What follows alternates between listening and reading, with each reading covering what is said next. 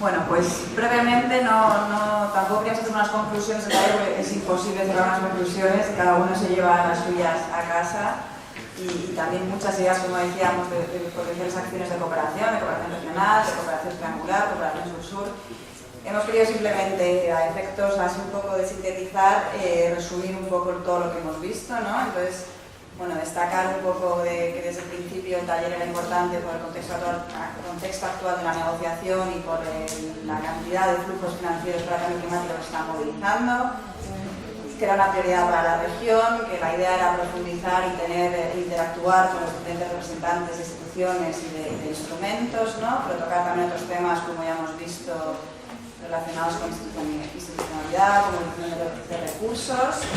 Por parte de CEPAL tuvimos la oportunidad de escuchar todo el trabajo que están haciendo en presentar datos sobre flujos financieros en la región, también todas las cuestiones que suponen, complejas, ¿no? En cuanto a metodología, definiciones, arquitectura financiera, que es de hecho también muy compleja. Bueno, destacaron algunos de los principales resultados que han ido obteniendo de estos estudios, que ahí hemos intentado sintetizar, ¿no?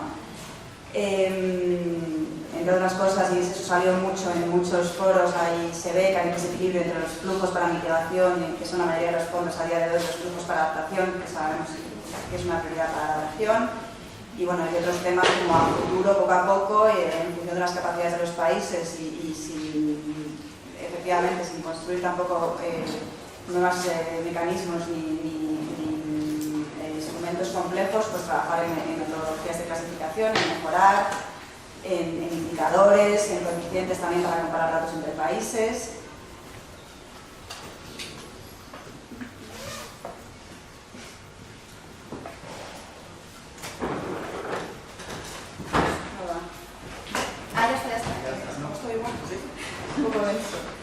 Bueno, hemos también escuchado un poco cómo diferentes instituciones financieras, en este caso BID y Banco Mundial, han integrado el cambio climático en todos los instrumentos de operaciones, cómo se ha abordado desde un punto de vista a lo mejor más específico o más general, las diferentes estrategias que estas instituciones abordan el cambio climático, de nuevos retos que tienen en cuanto a equilibrar fondos para adaptación y mitigación, en cuanto a hacer que todo el lenguaje de acceso a las ventanillas de diferentes financiamientos sean más sencillas, accesibles.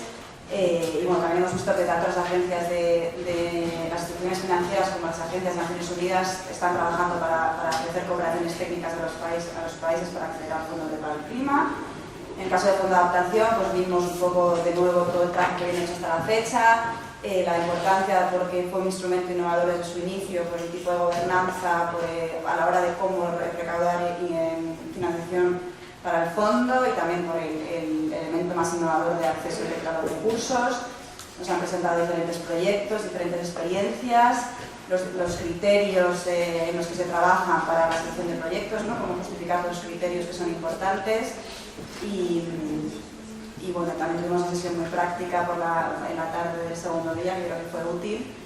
Por otro lado, o por último, el primer día, vimos también las diferentes metodologías que hay de análisis de gasto público en el caso de cambio climático. El PNUD viene trabajando mucho en este ámbito con diferentes herramientas y metodologías, pero presentaron la específica del CPIR y las experiencias de diversos países, entre ellos 4 aquí presentes. De nuevo, es una herramienta buena que puede suponer una oportunidad a la hora de organizar y coordinar internamente todo, sin que eso genere tampoco muchísimas complejidades. Y también tuvimos la oportunidad de escuchar un poco otras metodologías anteriores más específicas, en este caso en el ámbito de la biodiversidad y el ejemplo en Guatemala. Bueno, yo voy con el día 2, que fue el día estrella del Fondo Verde para el Clima.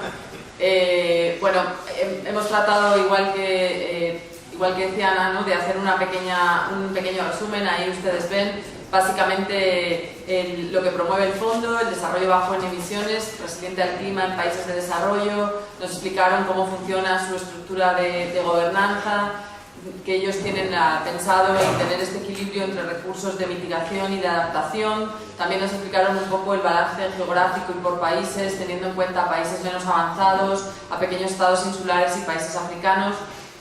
Nos hablaron del cambio de paradigma, del que hoy ha surgido, ¿no? el comentario interesante de que vayamos definiendo más claro para todo el mundo a qué nos referimos con ese cambio de paradigma que es tan importante a la hora de justificar las propuestas para el fondo. Nos hablaron también de algunos criterios que para ellos son importantes y también algunas líneas de trabajo que han definido en mitigación y adaptación, aunque sí nos aclararon que no son casillas estancas, que no se pueda hacer otro tipo de propuestas, pero sí son unas líneas orientadoras, ¿no?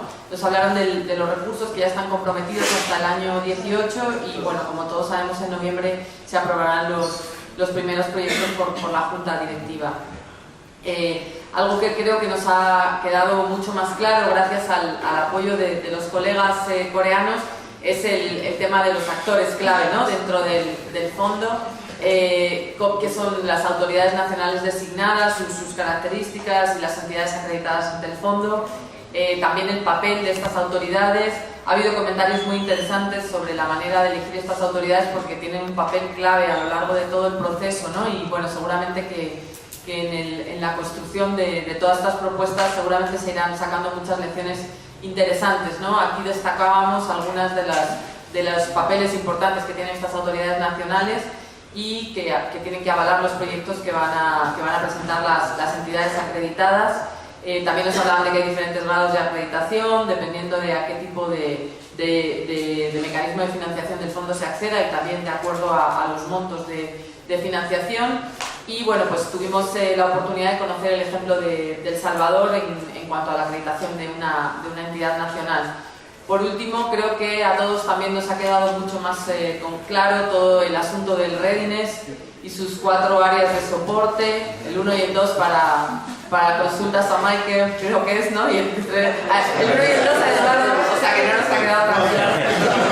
Bueno, pues ya saben, para 1 y 2, Eduardo, para 3 y 4, Michael. Ahí quedan las 4 áreas reflejadas con un breve resumen. Y bueno, pues también nos aclararon que hay hasta 1 millón, ¿no? Que en estas 4 áreas que pueden pedirse por los países, bueno, hay topes por cada una de las áreas.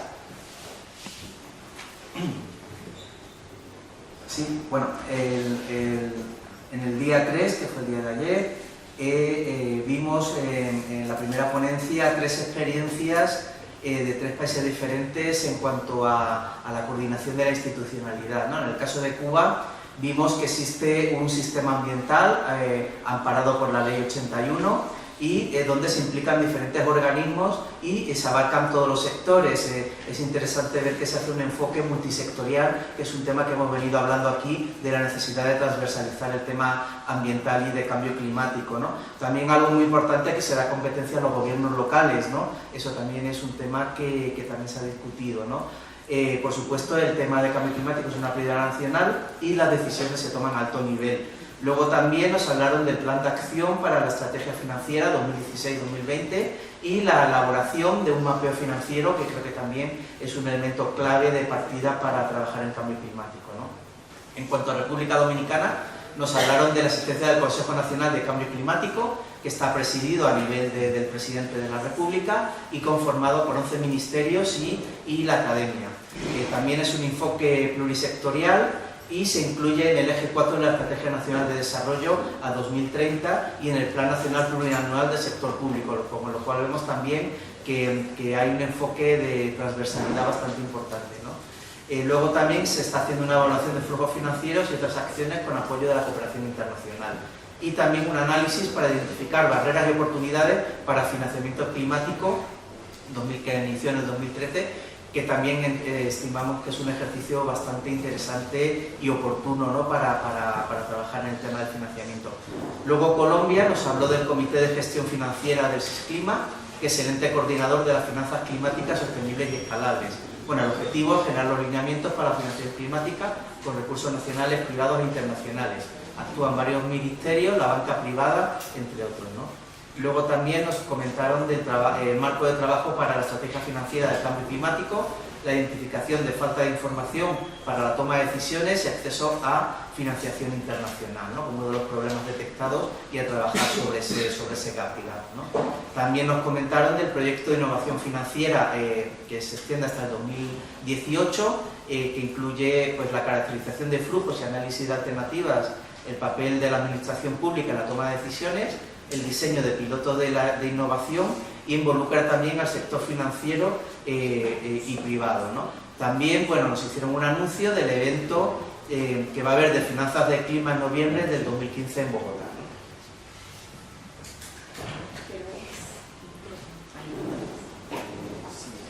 Bueno, luego en la mesa redonda nos pusieron diferentes ejemplos de las diferentes iniciativas que hay.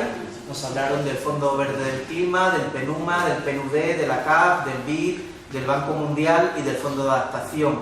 El Fondo Verde, bueno, fue bastante breve porque ya el día anterior tuvo todo el día para hablar del fondo, y bueno, recalcó algunos de los elementos que estuvieron más en discusión y que presentaban más dudas, ¿no?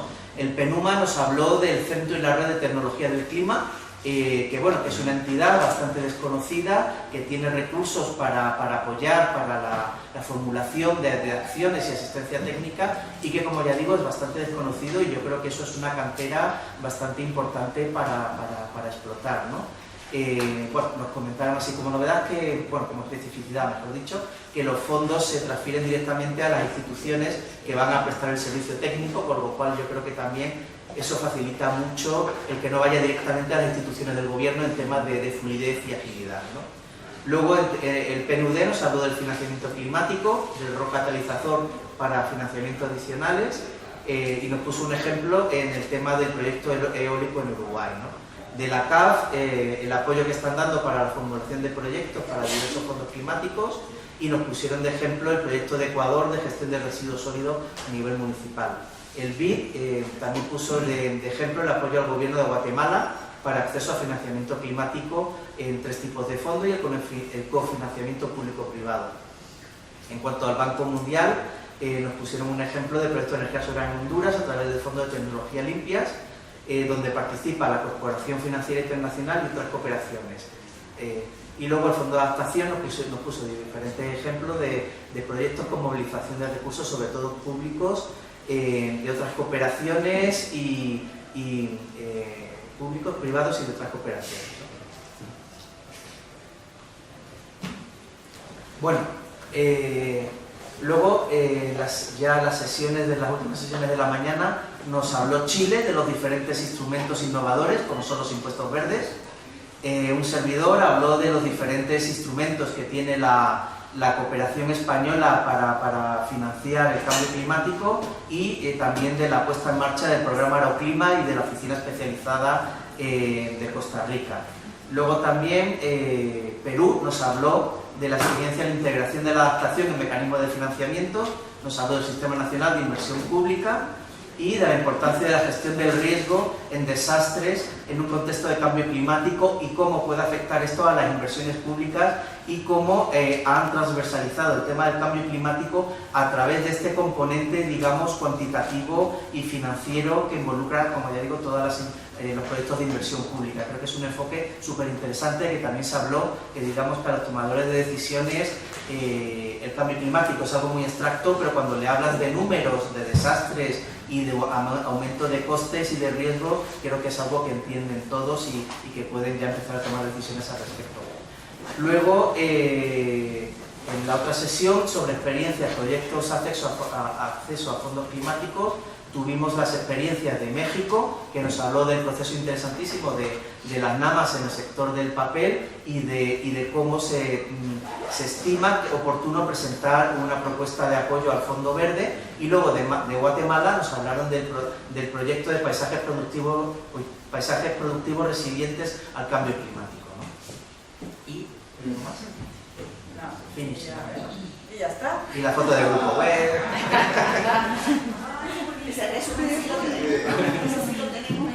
Os lo vamos a enviar, porque se ha terminado de hacer esta mañana y se enviará por correo. Pero la foto sí la tienes. Lo hemos terminado mientras bailabais, lo hemos terminado. Sí. La cerveza anoche estábamos ahí hablando. Bueno, pues yo creo que ahora sí, este resumen os lo enviaremos porque creemos que es de utilidad tener ahí una síntesis de todo lo que hemos visto para en un futuro presentar otras acciones que no repitan quizás las que ya nos presentamos, ¿no? Y complementarlo también o profundizar más en diversos temas. Y si queréis ahora ya pasamos a la clausura por parte de Ana López de la Agencia de Cooperación y de Mary Romero del Ministerio de Ambiente de Guatemala.